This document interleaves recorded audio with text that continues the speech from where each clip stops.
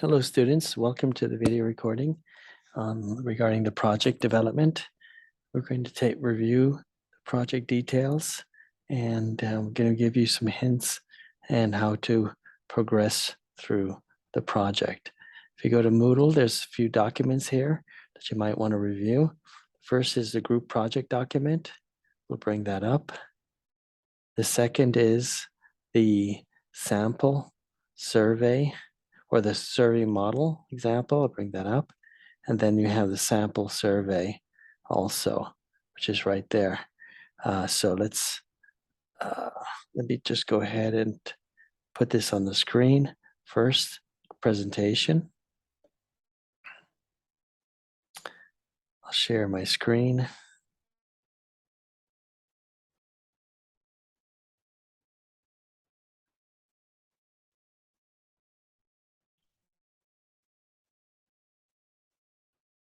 This is the project here. The group project presentation is worth 15 points. Again, the purpose of the project is to allow you to apply principles of professional responsibility to an actual specific business situation within KSA.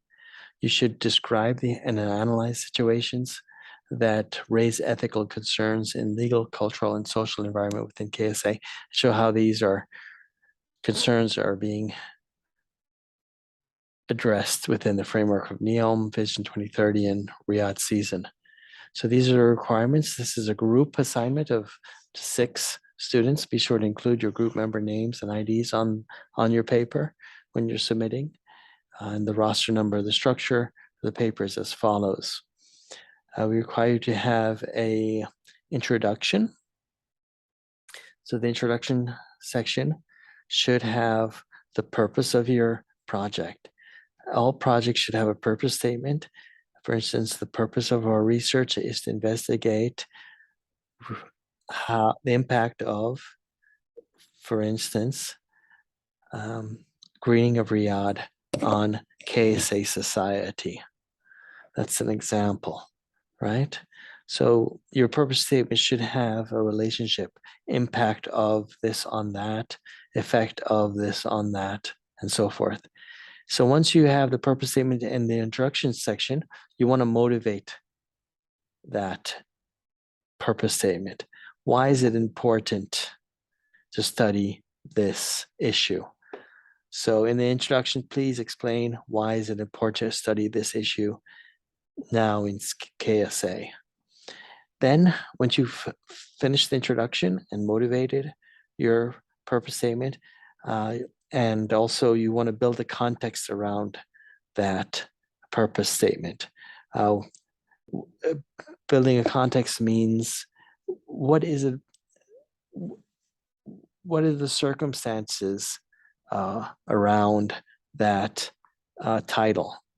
For instance, when did greening of Riyadh, when did that initiative begin? Why did it begin? And how has it progressed since in its beginning? So you want to put this in the introduction paragraph, the purpose, the motivation, why it's important, and build a little bit of context around it. Then you want to go to the theory section or literature review section, right? And you want to search, each member of the group should search for an article, right? A publication on that issue. You want to search for and cite various articles discussing that particular issue. And you want to summarize that and place it in the literature's review section or theory section. You want to be able to have a foundation, a background on that topic, and you want to be able to reference that information in your research. So please, it's recommended to have a theory section with literature review. So discuss what others have said on that topic within this section, and then cite their work. You cite the work in this fashion. Here down below, you'll see some examples of citation. You could say, Brady stated that, and in quotes, you put that, and then there's your citation, or you can say Brady 2019 suggested that blah, blah, blah. Or you can say it has been suggested, and not mentioning Brady in the sentence, this, and this, and you paraphrase, and then you put Brady 2019, and then you have a separate reference section where you put the title of the paper. Or you could, it could be a website, you could put the title of the website plus the link, or you can say Brady R 2019, title of article, New York Times, issue date. These are the page numbers. So you have a separate reference section, but in the theory section, you would cite it in one of these three ways. So after the theory section, you're ready for the designing and methodology approach. So when we say design and methodology of research approach, we're talking about building a survey or conducting an interview, a structured interview with structured questions. We ask you to do either or, don't do both, because it's a small project and we need to focus your time. So if you were to do a survey, we can go to another document, and we'll go to this document also on Moodle. I'll bring it up. Let's see, we go to Moodle. You see this other document, survey model sample. We'll bring that up. We'll give you a sample of how to develop a survey. This is a sample of how to develop a survey. You do want an introduction sentence or two to your survey. You want to state that it should, how many minutes it should take. Your survey should take less than 5 minutes. So it allows the survey taker to be motivated to take it. If it's anything more than 5, they might not be motivated to take it, or they might take it but not give you true responses. And you also want to put a statement about the confidentiality of the responses, that their answers won't be connected to their name. They won't be publicized. So they will be anonymous. So when they're anonymous, again, when they believe they'll be anonymous, they're more willing to give you true answers. All right. So after this, you want to develop the characteristics of your survey sample or demographics. You might want to know how many, are they male or are they female? Are they a student? What if it makes any relevance to you, whether they're a medical student, a business student, a engineering student, and so forth. What age, what age are they? Are they between 18 and 22, over 22? What else could be? Are they Saudi, non-Saudi? So this is the preliminary questions you would have, just so you can know who the characteristics of those sampled. When you get your data on the questions, you might want to check to see the difference between how ladies responded to man, or how students responded as to professionals, how medical students responded compared to business students, whatever is more relevant in your project. And then you go to the actual questions. I recommend that you have themes under the issues. So doing the research and the theory section, you should have a good knowledge of that topic, and you should be able to have a foundation to identify at least 3 themes within your issue. If it was impact of greening of Riyadh on Saudi society, 3 issues could be economical impact, social impact, and health impact, right? So under health impact, you'll have multitude of questions, statements. You can say, please indicate the extent to which you agree or disagree to the following statements. And then you'd have multitude of statements regarding health. You can ask, for instance, in general, since the greening of Riyadh initiatives has allowed me more opportunity to to enjoy recreational sports outside. Do you agree, strongly disagree, or do you strongly agree, or anything in between? So please have a 5-point Likert scale with all these questions. And you have multitude of questions related to the health impact, multitude of questions related to the economic impact, and multitude of questions that connected to the social impact. I would advise that you make your leading questions, lead-in questions uniform. So if you're going to use strongly disagree or strongly to agree, I would say try to standardize that throughout your survey. At most, don't have more than 2 variations of how you ask questions. Again, you want to make it as easy and as clear as possible for the respondents so you can get some quality data. If you keep switching the questions for different types of questions, they may get tired and they're just going to answer whatever just to get it over with. So again, this is one theme in my research project, entrepreneur orientation. It states from strongly agree to strongly disagree. I have subsections. You don't have to have subsections within that. Here's another theme, environment, right? Same leading questions from strongly agree to strongly disagree. And here's another, entrepreneurial competence. Again, the same leading question, strongly agree, strongly disagree. All right. So I recommend if you can use strongly agree to strongly disagree to go ahead and do that in a 5-point Likert scale, but there's other variations. You'll see other variations on Moodle. If you go back to Moodle, there is a file. Let's see.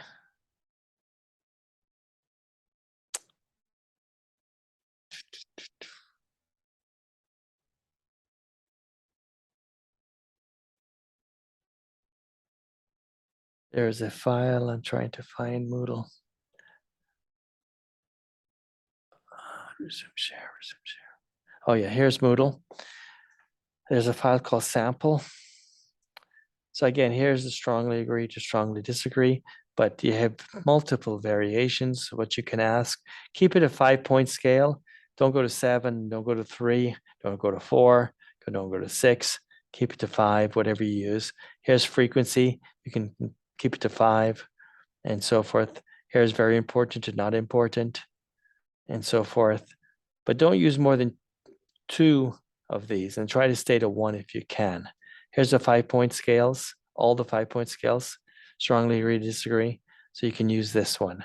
Any of these you can use. See if you can stay to 1. Don't go to more than 1. All right, you can use any of these, the 5-point scales. Stay to 5-point scales. Don't use the 7-point scales. All right. What else potentially you could need for the project? Okay, let's go back to we can go back to the group paper. So that's the survey. Once you finish a rough draft of the survey, you want to put it on SurveyMonkey or use the Google application just so you can administer it. You can send a link and they can fill it out. However, before you send it out and disseminate it among your sample, you want to let one person, you want to pilot test it, so let one person take the test. I would say observe them while they take it, see if they hesitate in any area of that survey. And then at the end of the survey, when they finished, ask them why they hesitated. And you can ask their general view of the survey and if any of the questions were not clear.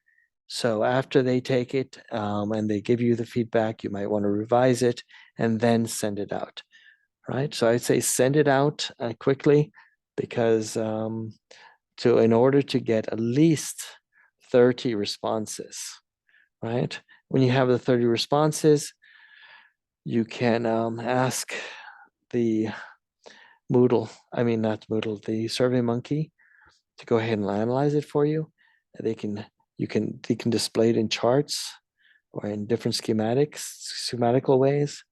and then you can look at the data and see if the data confirms what was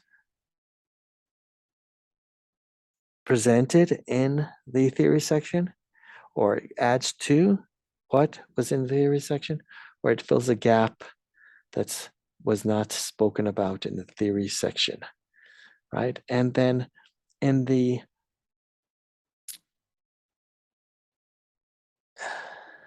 data results, you can add that. You can add the schematics, put that in the data results. You can put your data there as charted as an analyzed and charted by SurveyMonkey, and then you want to in the conclusions, you want to explain whether your data confirmed the issues, confirmed the ideas mentioned in the theory section.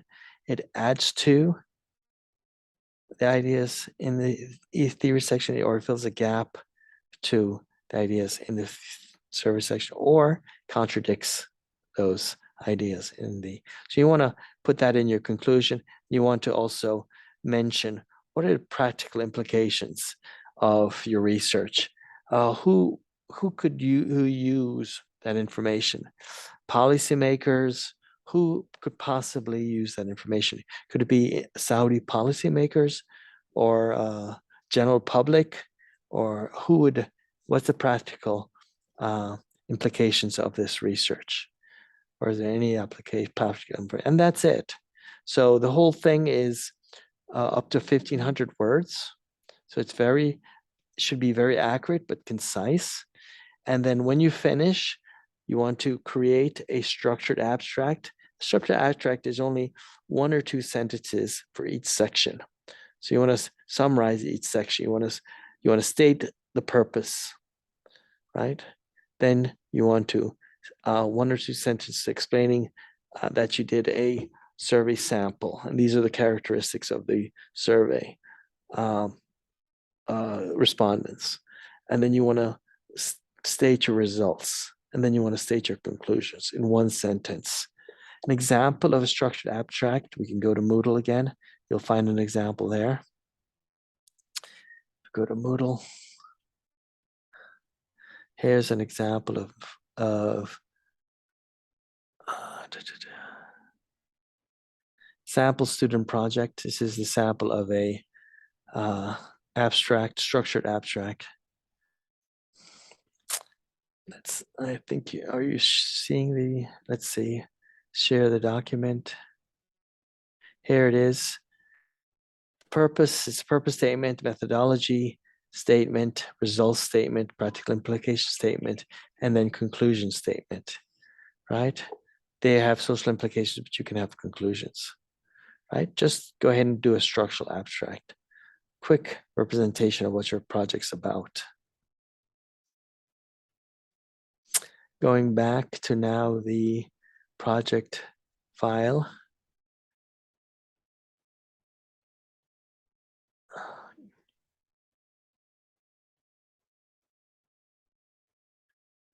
Let's find the project file.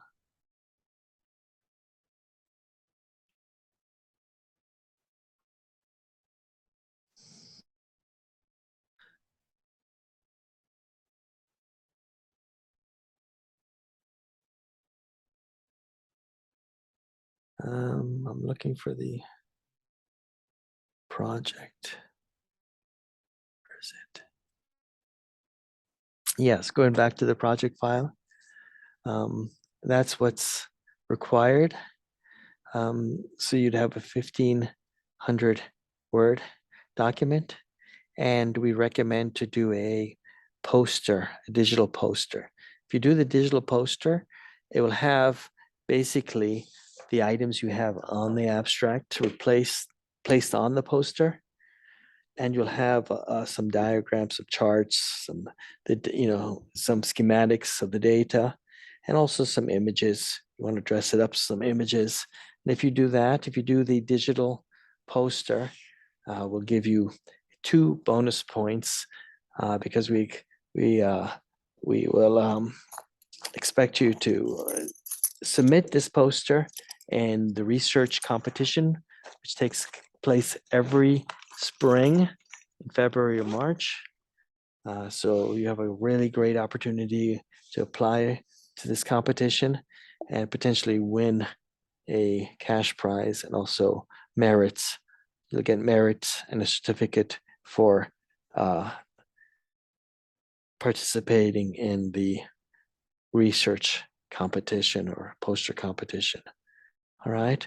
Here's some more information in the project file about what's required in the introduction, purpose, theory section, methodology section, data analysis, results, applications, and conclusions. We'll ask you to do a 3-minute presentation on the digital poster and a 3-minute Q&As afterwards.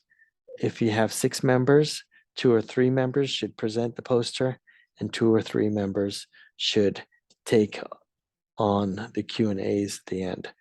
So it's 3 minutes for the poster and up to 3 minutes for the Q&As. The project is due Monday, November 21, I believe. And the presentations are due November 21 or 23rd. 21 or 23rd for the Monday, Wednesday class. For the Tuesday, Thursday class, everything is due on the 22nd, November 22nd. So we have 2 weeks to prepare. I would say do not delay. Go ahead and build the survey and next couple of days, and then administer the survey, do the pilot, and administer the survey as soon as possible. So you can get 30, minimum of 30 responses, and it allows you to look at the data and to finalize your interpretation of the data, your insights you get from the data in the conclusion and the implications section. And that's it. That's your whole project worth 15 points, potentially 2 extra points for the digital poster competition. Any questions you might have, please bring to the next class, and we'll be happy to respond to you. Good luck and happy projecting.